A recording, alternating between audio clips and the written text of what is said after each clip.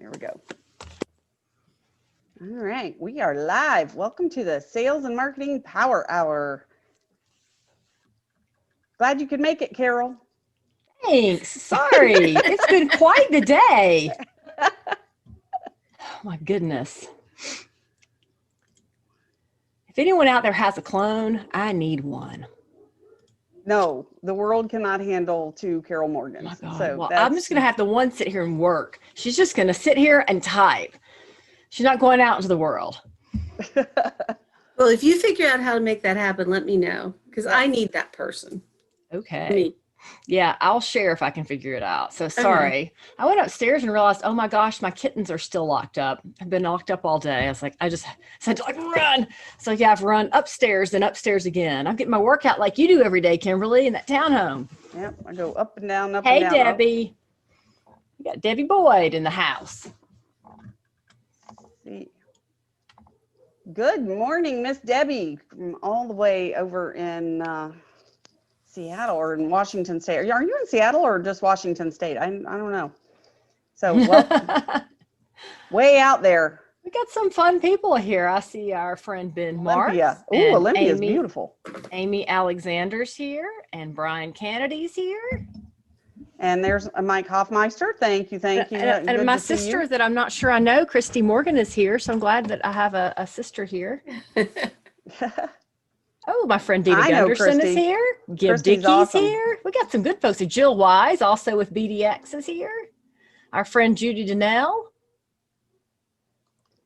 Yeah, and I'm sure we will have more come on as we miss you too, Debbie. So I don't know what I would have done without you this year. Debbie's been my right arm with a committee, so at NAHB. So she's the bomb. If you ever get a chance for her to be your co-chair, take it. Take her. Oh, absolutely. She's fantastic. So I love co-chairs at work. Yeah. Maybe I can find a spot for her, Kimberly, now that you got that. She is a good one, that's for sure. All right. Well, we have so much to get through today that we probably better kick this thing off. So we are glad that you guys are here. Happy New Year, I guess, because this is our first Power Hour. And I know many of you joined us last year. So we're starting fresh. We're starting new, got a whole new lineup. And we're going to be at this all year because we're crazy that way, aren't we? We like this for whatever reason. I think actually the reality is it gives Kimberly and me an excuse to talk more. As if that wasn't happening enough already, but no, it is fun, and we appreciate the feedback from all of you and the support from all of you. And if there's a specific thing you want to hear about, let us know. So we've got the next few ones planned out, but we'll line it up. We'll make it happen for you. So, there we go. Now I can change screen. So Carol, why don't you kick us off and introduce yourself? Well, I thought I would kick off my introduction a little differently this year. I actually put this big presentation together this week for a potential client and did some shameless self-promotion, and it was kind of fun, so I thought I would do it again today. So I am founder and president of Denim Marketing. Our clients are located nationwide, and we love to put that experience to use for all of our future clients as well. I guess some fun facts. I presented the first ever social media program at IBS in 2008. I know Tammy remembers that. That's actually a very funny story behind that at some point, if you all want to know that off air. In fact, my team, our entire team is presenting for the third year in a row this year at IBS, of course, IBS X. So find us virtually. Myself, Mandy Holm, and Courtney Stewart will be presenting. This is my 14th year, holy smokes, presenting at IBS. I'm the creator of Atlanta Real Estate Forum, which is Atlanta's most popular news site for new homes news. That site was created in 2006. Yes, I've been blogging long before blogging was cool. I'm also the founder of a podcast, Atlanta Real Estate Forum Radio. I've written 4 books on social media. I've created custom Facebook programs for IBS both last year and this year. I'm the author of a 3-part learning series on social media for NHB. And if you all haven't figured out yet, I'm highly involved with National Association of Home Builders. I am this year's vice chair of the associates. I'm a past chair of PWB, past membership chair, former advisor to Greg Ugaldi, and in 2023, I will chair public affairs. Good grief. I'm exhausted just listening to you. And you didn't tell me we were doing our full on bio. So I just thought it'd be fun to do something different. So, well, I will keep mine a little shorter and sweeter. My name is Kimberly Mackey, and I am the founder of New Home Solutions Consulting. I am a sales management consultant, and I like to say that what I do is I help builders to have sales be the engine that drives the train rather than running it off the track. So I work with policies, procedures, integration. I do training. I do coaching for sales leaders and company leaders, but the majority of what I do is help them to create those systems and those policies. So, and this is how you can find me. I'm also active at NAHB and a frequent speaker at the International Builder Show, although this year I'm only leading a discussion, so I got off easy for IBSX. But I am the incoming chair for the National Sales and Marketing Council.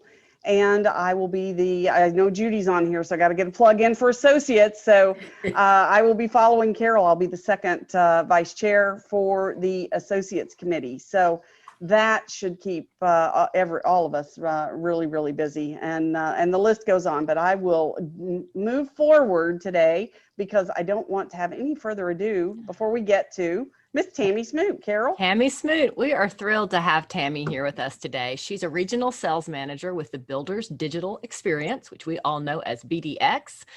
For more than 20 years, Tammy's been helping new home builders and developers sell more homes and increase their margins. An accomplished public speaker and sales trainer, Tammy excels at entertaining builder groups and promoting new concepts and ideas. We are looking forward to her entertainment value today. She has spoken at the International Builder Show, the 21st Century Building Expo, the NAR Convention, and many state and local HBA events. She is also actively involved in the National Association of Home Builders. She is currently the chair of the IBS Education Selection Committee and will serve as the Education Committee's second vice chair for 2021.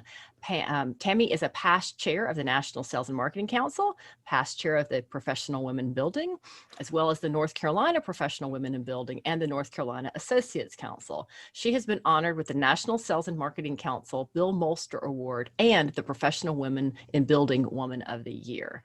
So with no further ado, we introduce Tammy Smoot. And apparently Tammy comes with her own fan club. So last night I was getting emails back from people saying, loves me some Tammy Smoot. I'm like, well, who doesn't?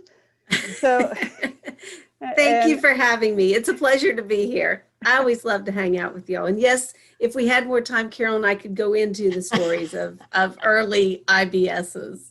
Oh, absolutely. And I guess I will add as an aside, if anyone on this webinar is interested in getting more involved at the national level, then any of the three of us is more than happy to have a conversation with you and help you get plugged in. So just reach out to us.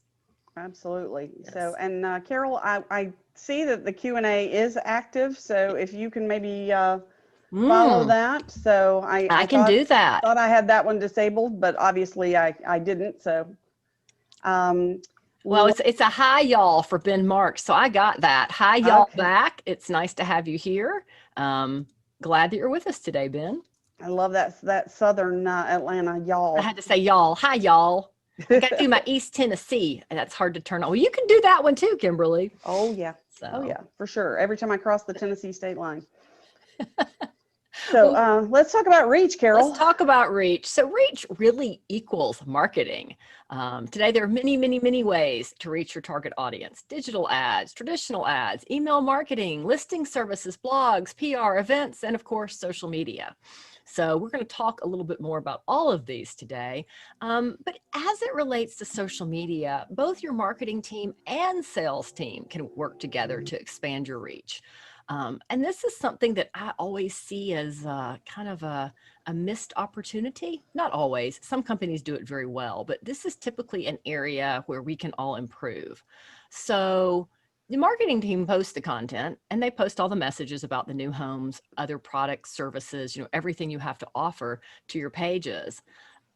But then the sales team can go in and share those posts to their friends, and contacts on those various social sites. And that's the one thing we don't always see happening is the sales team. And then even just, everyone who works for that company sharing it. We all have friends who are looking for houses, right? Especially right now, it seems like everyone's moving. So it's a great way to get a little bit more lift by having your staff, having your salespeople share this information.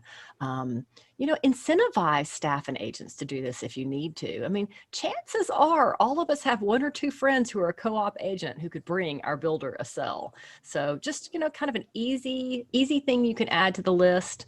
If you need help on ideas on how to incentivize people to do this, let me know. Happy to help with that. So you want salespeople to comment too, right? I was going to talk about that when we get to engage, but yes, okay. I do want them to comment. So yeah, it's amazing to me how many people are afraid to comment. It's like they can type out entire, all these big long things on social media, but then you ask them to make a comment on something, and it's scary. Well, a lot of people just don't like to write. Yeah, well, they do, but not on social media. Yeah.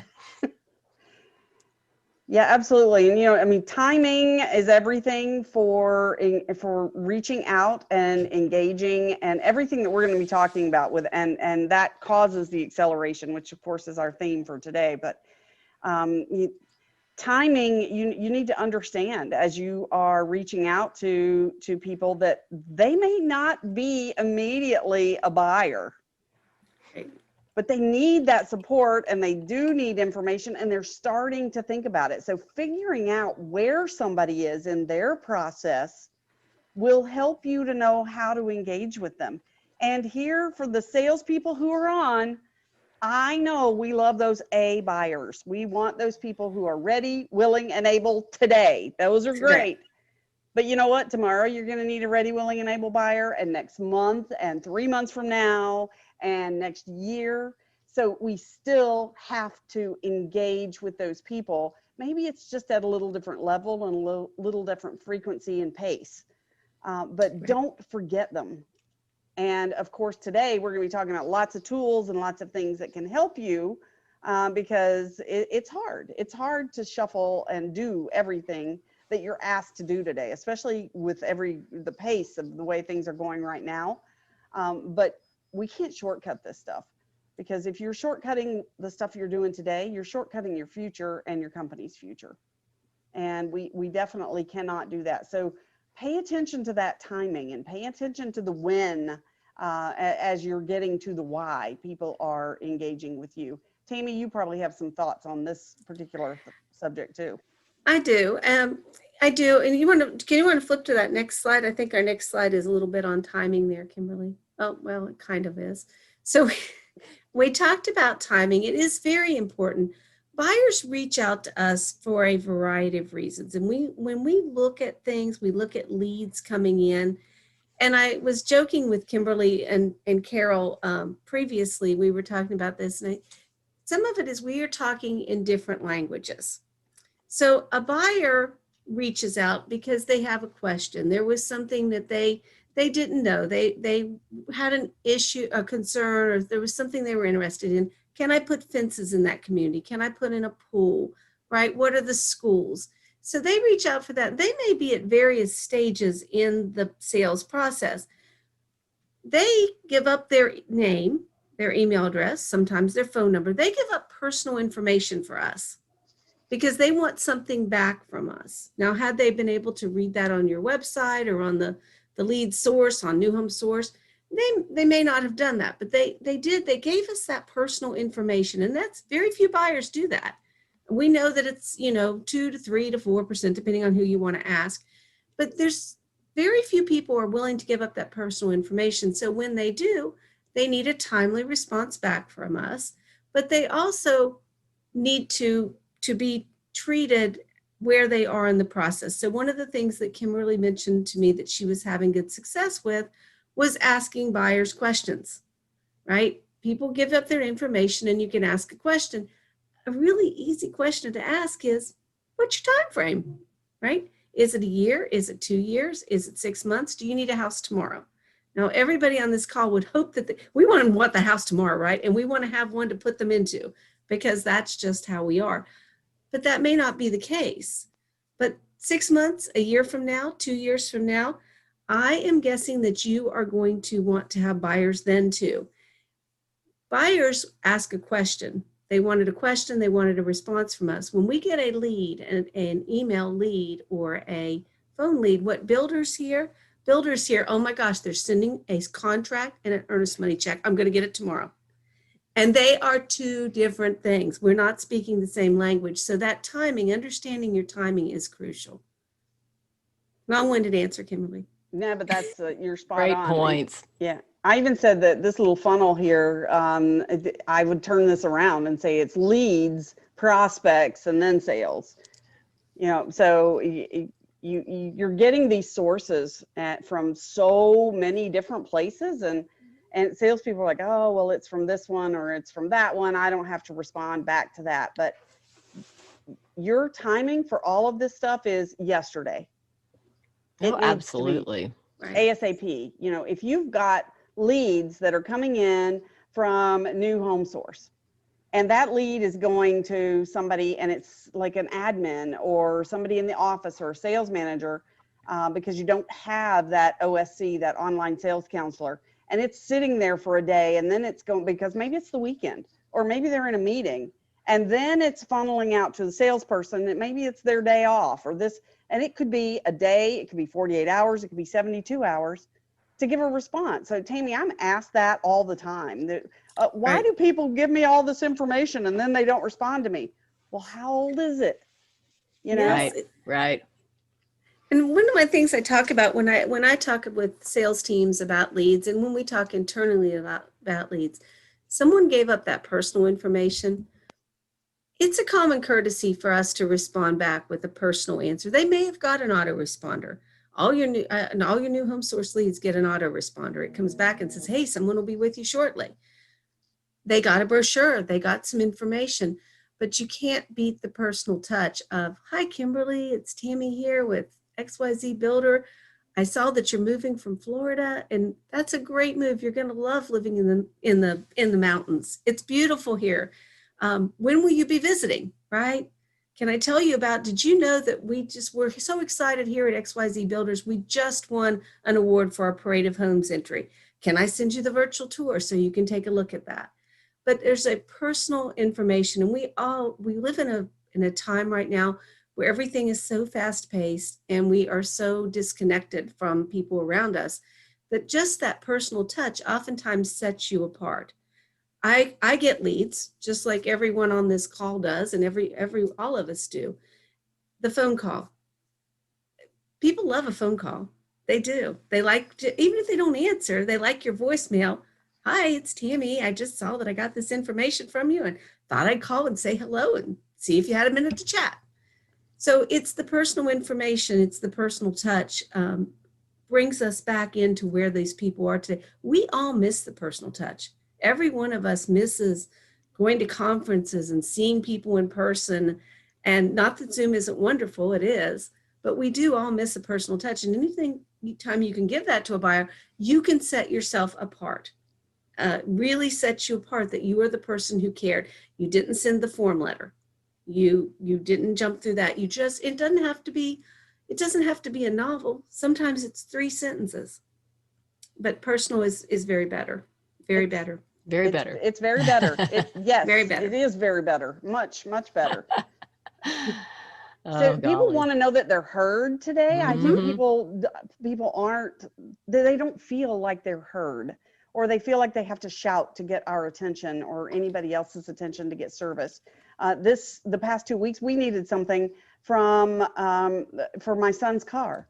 And my husband called multiple times. I called multiple times. My son called. I had to physically get in the car with my son, drive to the dealership, and stand there to get somebody to respond and give me what I needed. I mean, that's insane. So that should never happen, and there shouldn't be that many touches. Don't make it hard, is what I'm saying, for your buyers to find out what they need from you, and to be heard. That is all about that customer experience, for sure. Mm-hmm. So let's talk a little bit about engage. Engage means to participate or be involved in, to form a connection. And, Kimberly and Tammy both have talked a little bit about this. It's actually participating in that relationship and forming that personal connection. And again, pet peeve, it isn't enough to just blast social media messages out there or email or anything else. You've got to be prepared to respond and respond with that personal connection. So, actually liking people's comments on Facebook, if they've commented on your post, liking it's great. But if you could take it a step further, maybe they've responded to your this and or that, and they've said that they like that pedestal sink better, or that, bathtub better, or that hardwood floor. Ask them why, ask them why, and ask them what they're looking for in a house, and ask another question and see if you can really pull them out of their shell. And if they've asked you a question, you better make sure you answer that one, because those are potential buyers. People aren't jumping out there on Facebook and asking questions on your post unless they're really interested. Think about that. And they're just not going to. So them asking a question on social media is as good as a lead. You've just got to turn it into a lead. The other thing, and actually I see Amy Alexander saying 100%, Carol, engagement is huge. And so many people don't do it. I know, guess giving a plug for Do You Convert, I think in one of their last surveys they did, part of that survey was going on to builders' social media sites and commenting and asking questions just to see what happened. And I think that we all failed miserably. So that's something that, the whole home building industry has room to improve on. And I put in the chat, and if you all want to, kind of respond back while we're all sitting here chatting, what are your most effective lead sources? Kind of looking back to that funnel. Where are you getting your leads, and are you tracking those? Do you know when they fill out the contact form where they're coming from? And if not, that's something you can add through your Google Analytics so that you're tracking those conversions so that you know where they're coming from. And your CRM. Your CRM should be tracking that and telling you what you're doing working. Absolutely. Right. Yeah. And one of the important things too, when y'all talk about that, one of the things that we look at a lot, our digital consultants look at a lot with builders analytics is that, and CRM systems, is that secondary source. So we know that people are in this sales buying funnel a lot longer than we give them credit for. We all want to think that they're going to buy a house in 3 months, and that's just often not the case. But knowing what sources, meaning multiple, that you are looking at, right? Just knowing one, first click or last click attribution, isn't helping you a ton. You need to know how they go through that customer journey and how many places they go to get their information and what works for you.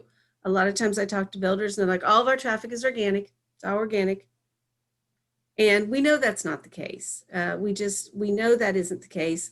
Or it's set up one way. Secondary sources, you want to know all the points that you touch them at throughout the process, because if you know what those are, you can start to duplicate them for other buyers. Knowing who your demographic is, knowing who your profile is, you can make that work for you. It's very valuable information. If you don't have it, you're kind of making decisions based on half the information or a third of the information, or 20% of the information. Am I hearing you correctly? So what you're saying is that not all of our buyers come from signs? Oh my gosh, I know. It's amazing, isn't it? But I was just driving by. I was just driving by. No, well, that's fantastic in the middle of left Egypt. That you were just driving in an by. infill neighborhood where you had no signs. Right, yes. So you've got to know, well, that's great. I'm glad my sign is still up out there, because sometimes they get run over, stuff happens. But may I ask you, what's going on in your world that made you pay attention to the sign? Yes. Yes. And then as you engage with them and finding out, well, hey, did you happen to see on Facebook, we put that floor plan up the other day, or we showed where we're digging this floor plan. There's so many ways to find out where people are engaging with you without it being 20 questions and sounding like you're drilling them. We can truly personalize that engagement. Kimberly, we have that happen frequently because we do track a lot of things, right? We do look at the customer journey. It's really, we do a lot of research on that. But funny, true story about the builder who had the buyer who came in, right? Who had come from the sign, right? Sign, drive by. They drive by, sign. So they came in and told the on-site agent that they wanted to see a particular home. Amazingly, that must have been on the sign, right? I guess we could all see that on the sign. Yeah. They wanted to see a particular home. So the agent says, well, we don't have that particular home. And they said, well, we were looking at another home 2 streets down, or told where they were looking at. And when I got in the car, I was looking at my email and I got this ad came up, and we didn't know you were here, but we saw this, and we saw this, and there was this video in it, and I clicked on the video, and I love this house and I want to see it. So we came here to look at this house. But they drove by. They were a drive-by sign, was the procuring source of sale, right? And the retargeting banner that they got, the physical retargeting banner, that didn't play into it all, nor did the virtual tour that they clicked on in the mail, nor did the follow-up that they got now because they've been retargeted through their social media follow-up. None of that played into it. It was a drive-by. And they felt that it was a sign when they got that ad. Yeah, and salespeople, I'm going to speak to you directly on this, and sales managers, because you've got to hold your sales team accountable. If you're not really teaching your salespeople about these tools, because I know that salespeople are just not automatically technology experts, and they are not marketing experts. That's not why we hired them. You have to teach them this stuff so they understand the importance of what we're doing and how it's working behind the scenes, and how they have to meet the buyer where the buyer is. So it's like a be back at that point. Yeah, they are. They've already taken a tour of it. They've already been there before, at least virtually. They have. So, and today we saw a lot of buyers, that's all they're virtually having these experiences and never entering our communities. Yes. Yes, we sold large amounts of homes in the last year to people who'd never physically been there, that the virtual tours, the new virtual tours, in all truthfulness, are so high quality. They are so good that it is like you are there. It's a process to build them because they're built from the CAD plan, but they are so realistic, right down to that you can see every single detail of that home, and in very good clarity. I mean, it's very impressive what we're doing today as opposed to 10 years ago when we first started doing this. So the buyers really don't 2 years ago. The buyers really just don't, they're not as intent on that. Plus they can see a digital model home of every home you build, a digital furnished model home of every floor plan that you build. So only selling the model, which used to always be a problem, that we get halfway through a neighborhood and have to create some more front elevations of the model because we couldn't build anymore because we had too many of them. We don't have that. We have virtual models of everything we build now. And those are savings of doing that versus building, a bunch of models that, I understand you're going to get the money back usually when you sell them, but it's eating up a lot of your cash flow by doing that when you can.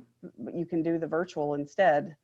This, Tammy, I thought was just a tremendous slide, especially about responding at least first hour. I think we're being generous. It should be immediate or ASAP, but do you want to talk a little bit about this? Right. This is some information. It's just talking about, back to your timing. Timing is everything, right, Kimberly? Timing is everything. Buyers like to hear back from us quickly. They had a question, and I know that I've said this multiple times. They just don't give up the personal information for the fun of it. And I talk to builders all the time. I'm like, oh, how many lead forms do you fill out? Well, I don't put that out there. What do you mean? Division presidents, if we have any division presidents on the phone, y'all are my favorites because none of you ever fill out anything, but yet you are curious why your buyers don't do it. But we do, and the buyers expect to hear something back. And we know consistently there's study after study, there's more information out there than you would know what to do with. Do You Convert does it every year. The Boca Group does it every year. We do a lot of it about what these buyers are looking for, and they do. They want a quick follow-up. The AI bots and the chat bots, if you haven't looked at AI bots and chat bots, I know you've got that coming up in a seminar with Dave, but if you haven't looked at those, I would encourage you to do that. Don't freak out. It doesn't mean that we as salespeople are going away. It doesn't mean that at all.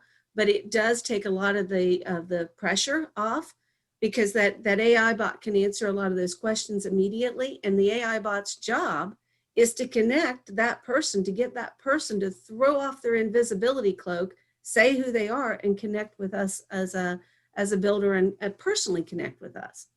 So there are tons of those out there, but that quickness of being able to do that sets you apart so many times. And Kimberly's got another one in here, and I'm going to save some bad news for you all, so I won't talk about it now, but there is, I can't encourage you enough to be fast on your follow-up.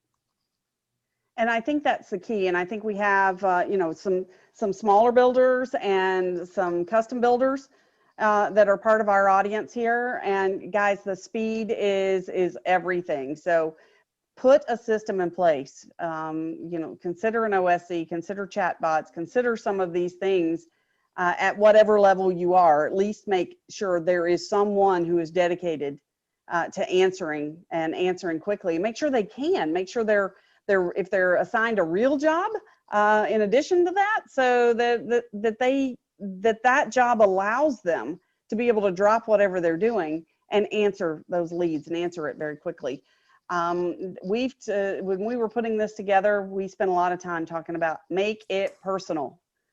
So it's got to be. It's funny how Tammy was sharing with us some of the chatbot conversations and how personal those get very quickly. And people know they're talking to a chatbot, so maybe they're more willing to share it. But maybe it's just that the chatbot asks good questions. The chatbot keeps answering. The chatbot is closing. They're closing. They're constantly closing. They're closing so many more times than anyone. They're closing for that conversation. And they keep asking the questions. The chatbot's not afraid to hear no, or that I didn't understand, exactly. Or doesn't feel bad, right? That they didn't get their point across. The chatbot just keeps asking, when would you like to schedule your tour? When would you like to come visit? I don't know the answer. Can I connect you with the person? We saw one recently, it was 83 chats back and forth between the chatbot, the AI bot, and the potential buyer. Now, 83 chats into it, I would have probably given up at about 12 chats, right? As a salesperson, like, oh, hold on, you're gonna have to talk to me on the phone. I can't do this anymore. Yeah, pick up the phone at some point. Right. I have a 3-text rule. Yeah, the chatbot doesn't get frustrated. It always has the same tone, you know?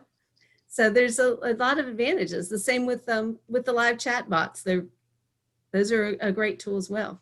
Yeah. Well, I think you made a great point on the chatbot, because you can program it, and they learn, and they can respond.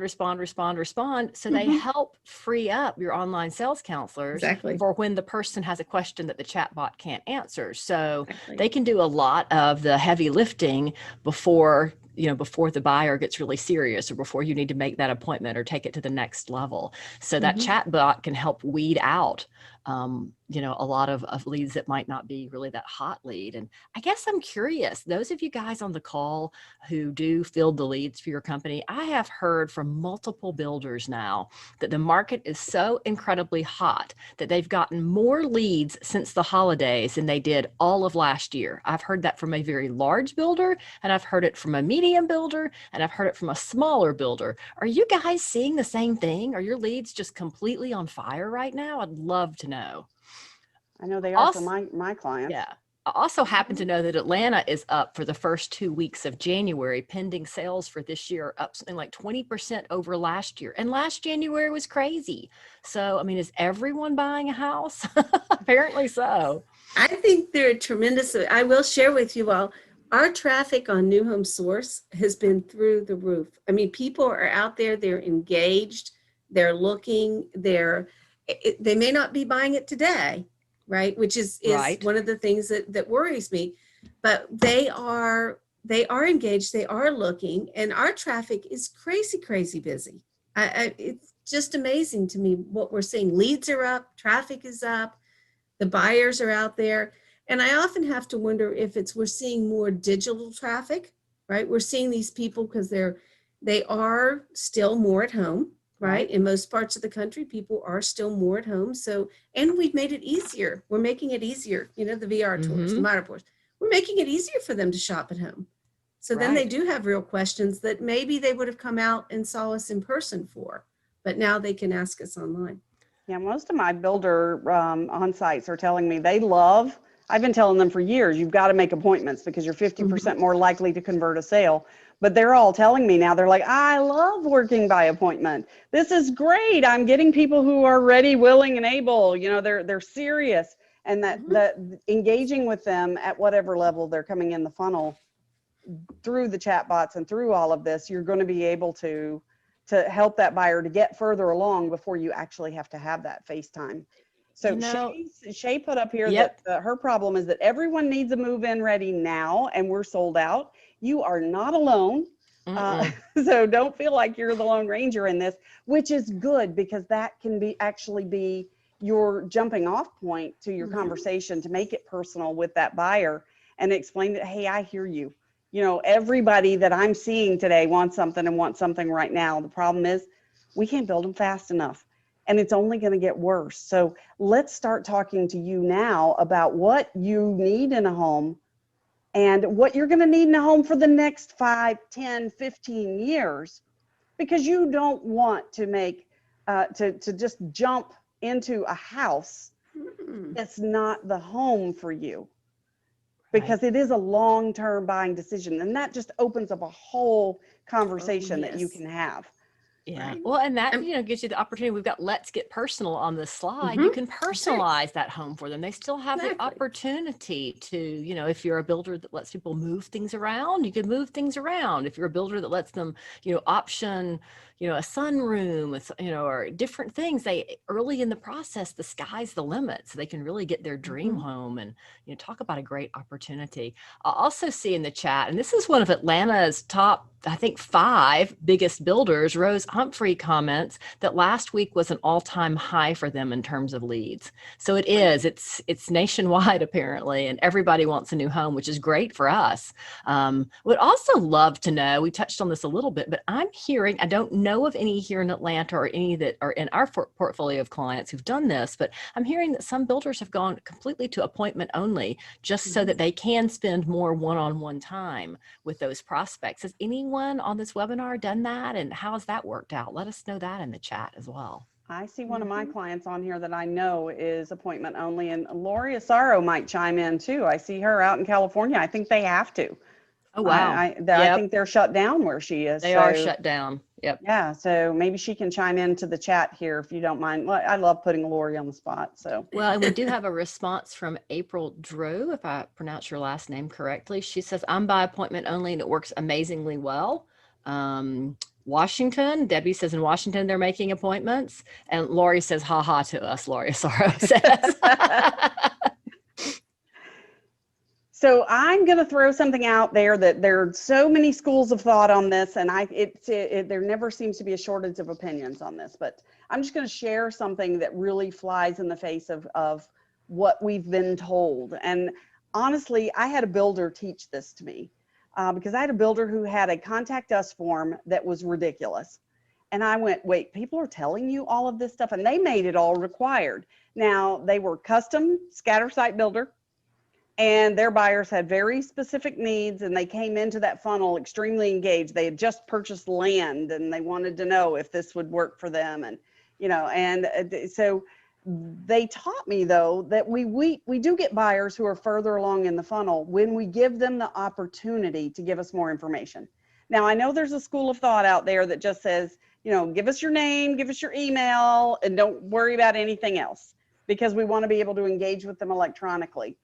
But I'm going to suggest to you that if you ask more, don't make it mandatory, but ask more, you will be surprised how you can get more information, which makes it so much easier to engage with that buyer on a personal level. This is actually one of my builders' contact us forms. And I've circled here at the bottom because they have where you referred to us by a real estate agent, but so that we may better serve you, please provide some additional information. So we don't want the form to get ugly and long and cumbersome, but we give the buyer the opportunity to check this box, which opens up a secondary form. And all of this funnels straight into our CRM. It matches our registration form that we have in the model center. So it's exactly the same conversation that a salesperson would have if they were face to face with that buyer. And it's allowing us to, once that buyer does engage, allows us to meet them more where they are in their process. So I know this is a little controversial, and Tammy, I know you've got builders who do it kind of all sorts of ways and have different forms on different landing pages, and yeah, we do. We see all kind of different things. One thing I can tell you is when you start requiring information, making it a required field, you will decrease the amount of leads you are getting. Now, sometimes people will go, oh, thank heaven, that's good. I don't want those people if they don't want to give me their phone number. Yeah, maybe not. You want to put those people in the pipeline because 6 months, 18 months, 12 months, whatever it is from now, you may want those folks, right? Mm-hmm. So Kimberly said, we don't like the required part. I see a lot of success with different contact forms on different pages, because when a buyer gets to a certain page and they're asking information, having that on a different questions on those pages can be very valuable to you as a follow-up tool, right? If I generated my contact form from the property detail page, when I've got down into the details on particular homes on your website, that is somebody who's really engaged. They've gone down a lot farther, they're digging in. That would be a place to have a different question on your contact form. Are there specific things that you are looking for in a home, specific features that you are looking for, right? They may be looking for the dog wash. They've drilled down enough to do that. If they're generating a lead from a map page or a community page, they may be interested in a location. Your question might be something in effect, are you looking for a specific location within Atlanta, right? So different things will give you more information. The other thing that I'm surprised that more builders don't take advantage of is the augmented leads. And Kimberly and Carol and I had a few laughs about this earlier when we were talking about this program. There's so much information out there about it. It is amazing what you can see. So if you do New Home Source, we give you augmented leads, meaning you get a lead back that has additional data about that buyer. Now, here's what I wouldn't do. I would not pick up the phone and go, hey, Carol, see, you own that house that's worth $700,000 in Des Moines, Iowa, and you're moving to Atlanta and you have 3 kids. And, I probably wouldn't go that direction, because then they're going to think you're really weird and report you to the police. But having the information about demographic information, they're stalking them, right? Having information about that person that is generating that lead is very helpful, because it can help you tailor your response and make it more personal. It's a huge benefit, and I personally don't understand why everybody doesn't do it. I would tell my clients to do it. I do tell them that. Why not? Why would you not want that if it was available to you? And so anything that you can find like that, that you can help you personalize, that is an excellent tool. So, and this is a little off topic, but Mike Hoffmeister is asking about Realtor Relationships, and that builders were trying to, quote, push out. So Mike, I hope not, because I think that's really short-sighted. And I know Tammy has a slide that can show us, some of the headwinds that may be coming. So just remember this, builders. Now is the time that you want to have a good relationship with good realtors. So you don't need to have a relationship with thousands of realtors. I always say 25 good realtors as a VIP for my on-site salespeople. That those realtors, and a VIP is defined as someone who knows you really well, has you on speed dial, and is going to bring you 2 deals a year. Those are the people I want to do business with. I want to do business with the ones who are going to be engaged in the process, understand what my unique selling propositions are, and are going to help support that process. And we're going to do good business together. So I'll pay for that all day long as a builder, because that's about the most qualified lead you're going to get. And it's going to be a pleasurable experience for everybody concerned. So, your realtors are your outside sales force. So I'll just throw that in there. Hopefully, Mike, that I'm sure Mike's going, preach it, sister. I can hear him. I can hear him saying it. Yeah. I haven't seen anyone kicking the realtors out, not with any of our clients anyway. We've got some national builders who are reducing commissions and making it tougher and making it harder for realtors to register. So yes, we do have some who are doing that. And I would just say realtors have long memories. They do. Yep. So we've taught this.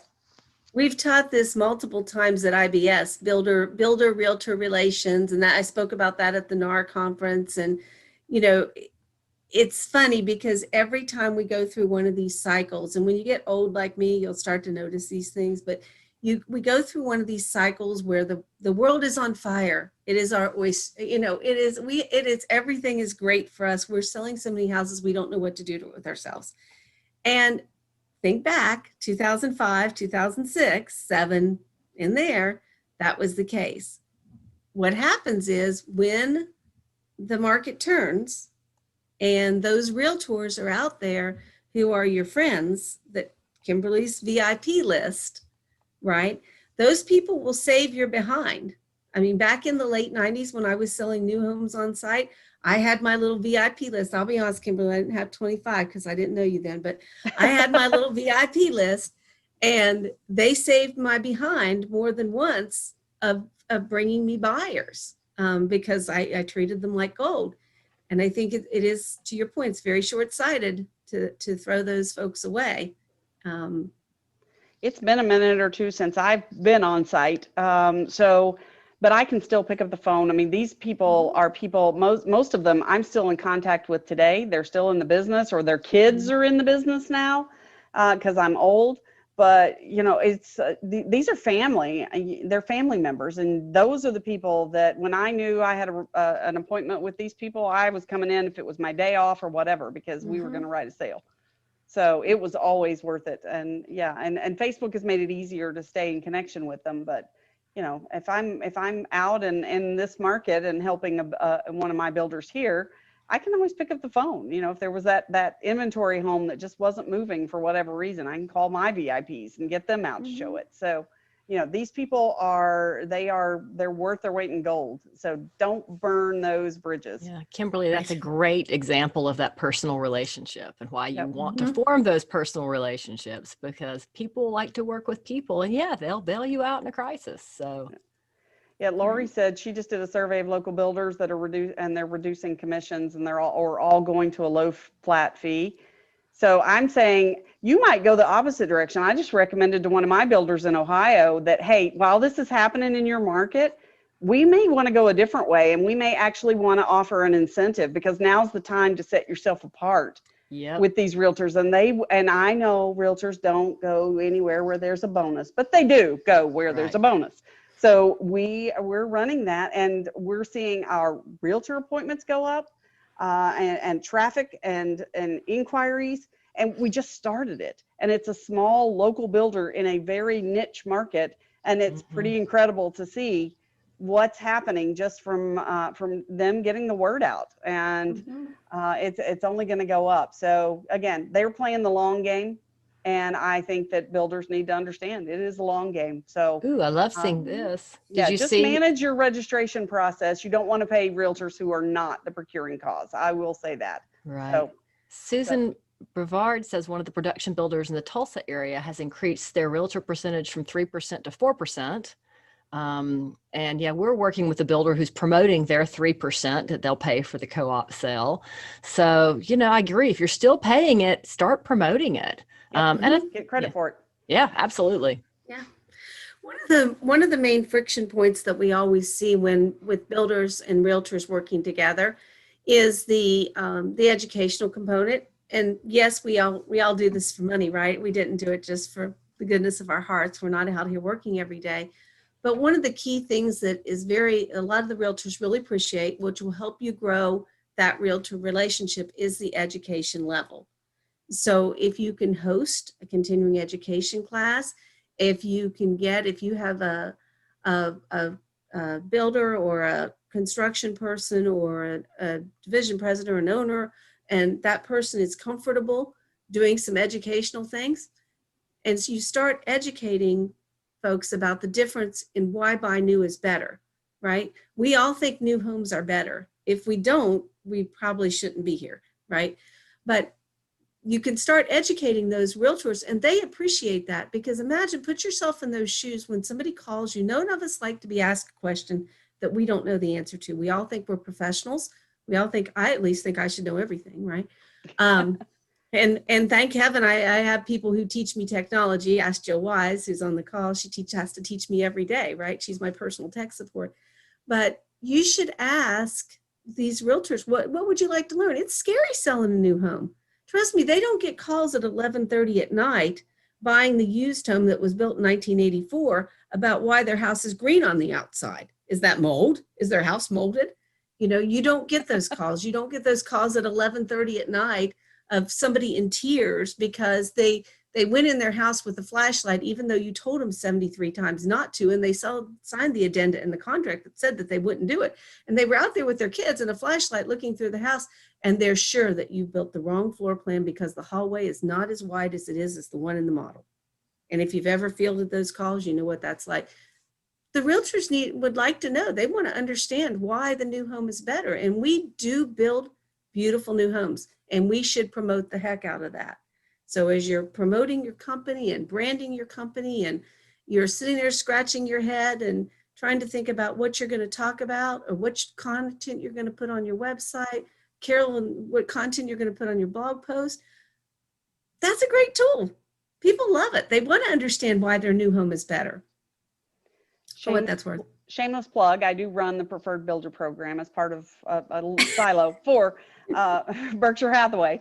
And one of the things that we found is that by educating the realtors, teaching them, demystifying that process, it's amazing how you will have those fans for life. So, all right, Tammy, I think we're braced. Go ahead, break it to us. That this okay. I think she's going to tell us, guys. Yeah. It's not going to last forever. Yeah. So, you know, we hear a lot out there, and I realize that, you know, sometimes, you know, you have to be thankful for what you have and don't look a gift horse in the mouth, as my grandma used to say, and I could give you 100 more of those, which y'all don't care about. We have to be careful. Those of us who remember the great market meltdown of 2005, 2006, 2007, I remember it very clearly. I was speaking at the Lake Norman HBA, and I was doing a seminar, and they were having cocktails and having the great HBA chicken, which is always the best, right? And cheap HBA wine, and it was great. And we were talking about the market, and here's what I heard. Well, I don't know what you're talking about, Missy, because that stuff that's going on down there in Florida and out in Colorado, and out in Nevada and California, that isn't going to happen here in Charlotte, North Carolina. We got a stable market. We've ran our market right. We're not going to have that. We're not going to be in trouble. That's those other places, Missy. So anything that goes with the Missy is never going to go your way, just so you all know, here in the South anyway. But don't count on this. The market meltdown happened in Charlotte, North Carolina. It wasn't very good. It wasn't as bad as it was in Central Florida. Thank you, Carol. See, Carol knows these. So yes, sometimes people will say, I don't need those stinking leads. I don't need any more. I've got more to do than I can. Buyers are still shopping. And although we like them to buy that home today, and yes, they think they want to buy one today, when you're buying a new home, you're buying the dream. We have an opportunity to sell them the dream. It's a house nobody else has lived in. They can personalize it. They can put their fingerprints all over it. They can mark their kids' heights on the wall with the little pencil in the closet door. They can buy the dream. And we have the opportunity to do that. Everybody on this call, unless you want to retire, right, which just sometime, right, you probably need a year from now, 2 years from now, 3 years from now, you probably need to be selling homes. And if you need to be selling homes, you need to be putting people in the pipeline, or you won't have anybody to sell homes to when that time comes. So we're seeing some things that are a little scary, right? Foreclosure rates are rising. You can read these on the NAHB's website. Everybody's just watched other things lately, but there's, foreclosures. What are we going to do? We have a lot of people who can't afford their house payment. Now, the new administration may do something. I don't know. My crystal ball is not clear, and I'm certainly not an economist. But we do have foreclosures rising. Those are going to be on the market. Carol had some comments on that earlier about foreclosures. Homeowners, we have homeowners who are getting these record prices, right, for their homes, but some of them want to move and some of them don't. We have the people moving out. What if we get the vaccine, and how many people are going to go back to their normal lifestyle and go, you know what, I didn't want to live 20 miles from nowhere, right? I want to be a mile from that Trader Joe's, and I want to be able to walk to restaurants, and that may change. Sometimes we're in a pandemic here, and sometimes we're not always thinking super clearly. So we don't give up your future. Don't stop putting people in the pipeline. Your brand, don't stop branding your company. Don't stop your social media post or your rebranding campaigns, and your get those people in the pipeline. When you're super busy, sometimes it's a process, right? What is your process? Maybe it's a process change that needs to happen. The AI bots, when you hear Dave talk next month, I can promise you the AI bots can take a lot of stuff off your plate. It is amazing what those things can do. It amazes me every time I see one. So that could be a process. Maybe it's sometimes we get in a rut of we've got to follow up every 11 days. I send this person an email. Is that really that person? Kimberly talks a lot about asking the right questions. Are you asking the questions to define what you need to do? Because when somebody follows up with you every 11 days and you clearly told them that you're not going to move for 3 years until your child graduates from high school, but you're still looking, I want them to know what I'm selling 3 years from now. I want them to know what communities I have, but they don't need to hear from me every 11 days. It just makes them mad. They get frustrated. So anyway, we want to keep this, you got to keep your pipeline full. You got to keep thinking about this and planning for your future. Because I'm pretty sure that everyone on this call, me, right? Everybody on this call wants to still have a job and be selling and be working in the future. We don't want the spigot to turn off like it did in 2007, because it turned off like that. So I don't even want to, I still have flashbacks to those days. Yeah. Me too. Yeah. I still wake up in the middle of the night in a panic. So we definitely have to accelerate our process here. And boy, have we accelerated all sorts of things in the last year, right? Yes. You look back and you're like, oh, that just happened a month or two ago. And then you realize, holy smokes, that was 14 months ago. It just seems like time, well, it has either drug by or flown by, and some weird combination of them both during this pandemic. What I do like is all the advances in technology. So, use that technology to accelerate your engagement so that you have more sales and so that you fill up that pipeline. There are lots of stealthy ways to do this, from retargeting on Facebook, Instagram, Google, all these different sites. You can retarget through the BDX. I don't know if Tammy's going to have time to tell us more about that today or not, but it's really, really cool. So find ways to accelerate that contact, accelerate that personalization, fill up that leads pipeline, and, make hay while the sun shines. I've heard several different salespeople say, gosh, I'm just so busy. I'm working 7 days a week, but it's fine. It's fine. It's great. I've got it. Yes. I'm going to do this. And if I do this for the next 18 months or 2 years, that's great. I'm going to stock it all away, because we know the market won't always be this good. I'm glad that it's almost a blessing that we had the downturns and it wasn't so long ago, and that it took us that long to come out of it. But one of the lessons that I wished we had learned then, and I hope that we learn now, because this acceleration of technology, I've been fond of saying, is don't put lipstick on a pig, to use another Southern expression. And technology will expose a lot of holes in your process. So if you are just throwing technology and thinking that's going to be your solution, it's not. So make sure that you are figuring out your underlying process and then applying the right technology to help manage it and help make it easier for your team, but process first. So Tammy, I'm going to speed up just a little bit here in the interest of time, but the key, I think we've hopefully made our point, is that just because you have a lead, people come in at different times in that process, and know where they are and have a plan in place to nurture those leads that aren't immediate conversions. And if you don't have an OSC, that is what an OSC does. They nurture the online sales counselor is nurturing them for a longer period of time than any salesperson with our ADHD that we have and bright, shiny objects. Woo, what's that? Oh, that's my hard hat. It's bright and shiny, right? A squirrel. You know, that's what salespeople, we want that bright, shiny object in front of us right now.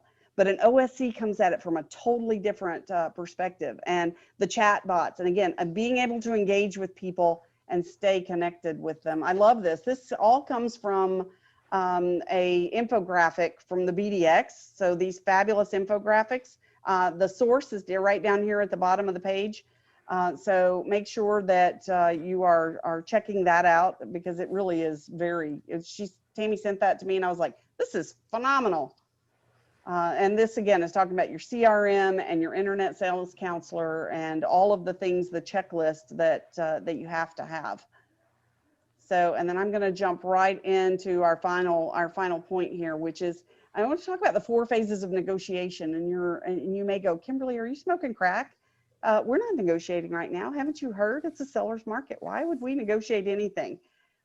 Negotiation is not just about price. So I wanted to make sure that I talked about this when we're talking about accelerating, converting the sale. Because the first thing that you have to understand is that buyer starts negotiating with you when they decide to interact with you, when they decide to fill out that contact form, or they decide to go visit your Facebook page or your website, or make a comment on your ad that you have running on Facebook. That's when the negotiations start, when they first find you. So, and sometimes you don't even know about them at the point that they are already deciding whether you make the cut or not. There is no surprise that the first step in the 4 phases of negotiation is to relate. You have to be able to have a relationship with people and meet them on a very personal level where they need you to be, or you are not going to have very many people. You're not going to have very many prospects to get through the funnel. You have to explore, and another word for explore is discover. And I've gotten countless presentations out there. You can visit my website on discovery questions and my favorite discovery questions and what does it mean to discover. But when you're discovering, you want to find out those wants, the needs, the qualifications, the timing that we've talked about here today. Who else is going to be a part of your decision to move forward? Or who else is going to be a part of your decision to move forward today? You need to know who else is going to be there and who might be living in that home now, or 5 years in the future, or 3 years in the future, or heaven forbid we have another pandemic. Now what happens? I have a neighbor who was trying to simplify her life and downsize, right? And now 2 of her kids are back from college, both with vehicles. Her daughter is also back and they're getting a divorce. She's getting a divorce, so she's got the 3 kids with her. And they have a minivan. And then, of course, the 2 primary buyers who thought they were going to have an empty nest. Oh, and the 19-year-old that never left for college because there's a pandemic. Now, all of a sudden, they're living somewhere where they don't have room for 5 cars, and it's very restrictive on where you're going to park. The buyers don't necessarily think through all this stuff. We have to ask them that. And that's part of that exploring before we ever propose or present any solutions to them. So we shouldn't be talking about homes and sites and all of those things until we have that thorough understanding of what it is that the buyer wants, needs, and can qualify for. So Dr. Covey says it to us a different way. He says, seek first to understand, then be understood. So make sure that you are spending time on that. And this is normally a much longer thing that we talk about, but that's when you arrive at an agreement. And an agreement in our world is, of course, writing the purchase agreement. So I wanted to make sure to get that in here today, because I think that's so important, because we try to come in at step 3, or we try to come in much further into that process. And if you're not doing 1 and 2, then you are missing out with potential opportunities. And we shouldn't, if you have a relationship with people, mistakes can happen. Stuff can get broken, windows can get broken, construction can get delayed, things can happen through the process. But because you have a relationship with that buyer, they're going to understand, as long as we're communicating with them and building that relationship. So with that being said, Carol, you want to tell what's happening on February 19th? Sure. We are very excited that Dave Betcher, who is the Senior VP of and Home Builder Practice Leader for Atlas RTX, is going to join us to talk all about chatbots. You know, our chatbots and automation taking over the world. So if you have chatbot questions, this is going to be the webinar for you. February 19th, again at noon on a Friday. See you there. So, and Mike says butter his buns and call him a biscuit. I love the Southern. So That's awesome. We've had to go really fast today. If anybody has any questions, please feel free to reach out to us. And Debbie, we're glad we're educating you on our Southern colloquialisms. So, all right, everybody, have a great day. And thanks so much for joining us.